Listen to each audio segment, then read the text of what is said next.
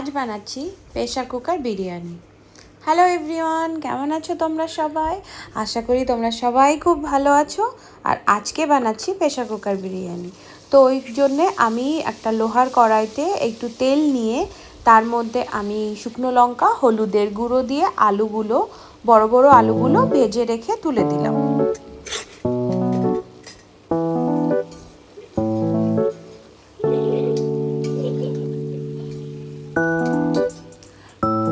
আলু ভাজা হয়ে গেলে আমি একটা 4টে ডিমও সেদ্ধ করে নিয়েছিলাম।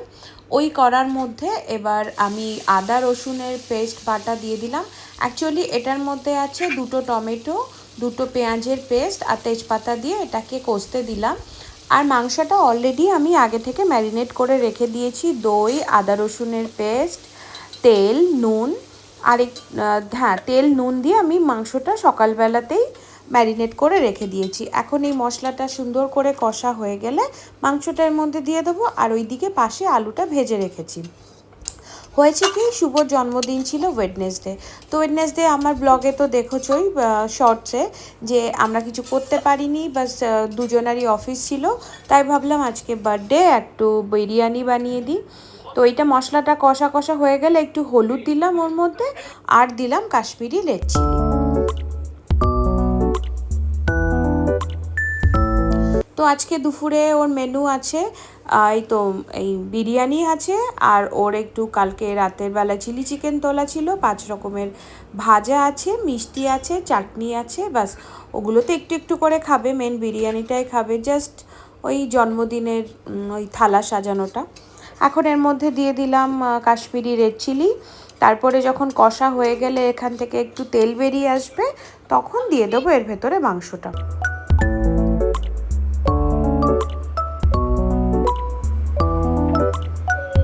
তেল দিয়ে দিলাম, তেলটা খুবই কম দিয়েছিলাম।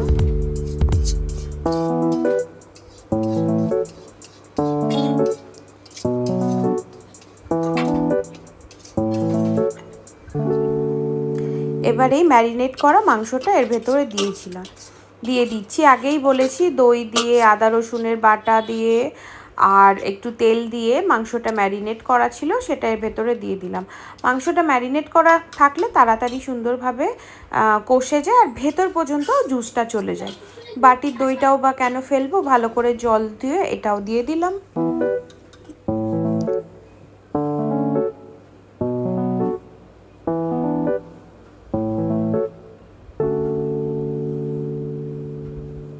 বলবেন না, না এটা মাপের বেশি।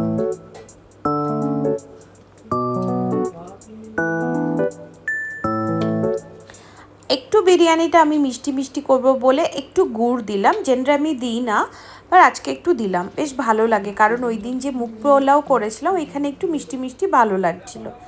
এরপরে মাংস কষা হয়ে গেল, প্রেশার কুকারে একটু ঘি দিলাম আর একটু সাদা তেল দিয়ে গরম মশলা ফোড়ন দিয়ে দিলাম।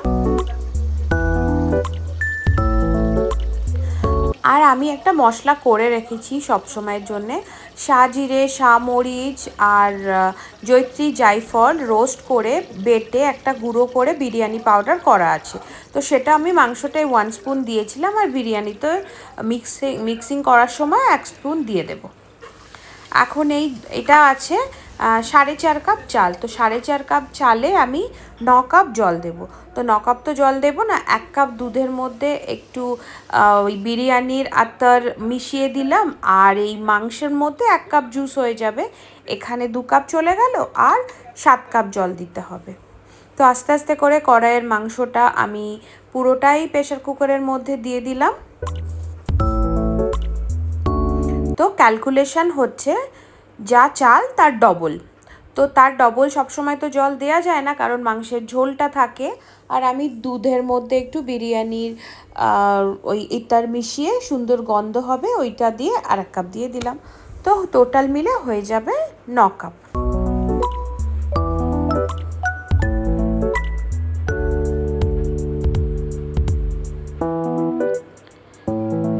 এই যে জলটা আমি নিয়ে কড়ার মধ্যেই দিয়ে দিচ্ছি, কারণ তাহলে কড়ার এই ঝোলটা নষ্ট হবে না, এটাতেই ক্লিন করে এই জলটাই আমি ইউজ করে নেব।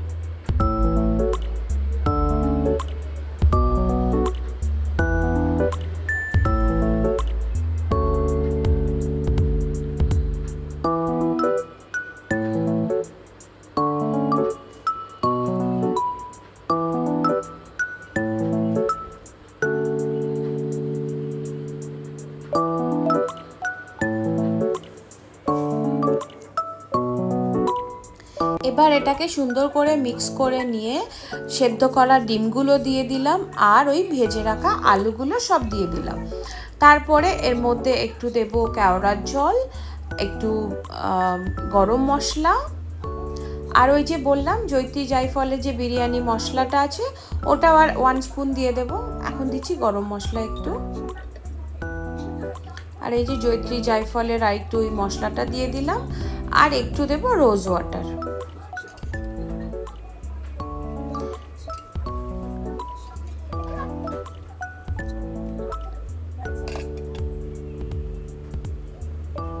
তারপরে সব কিছু ভালোভাবে মিশিয়ে প্রেসারের ঢাকনাটা বন্ধ করে দেব।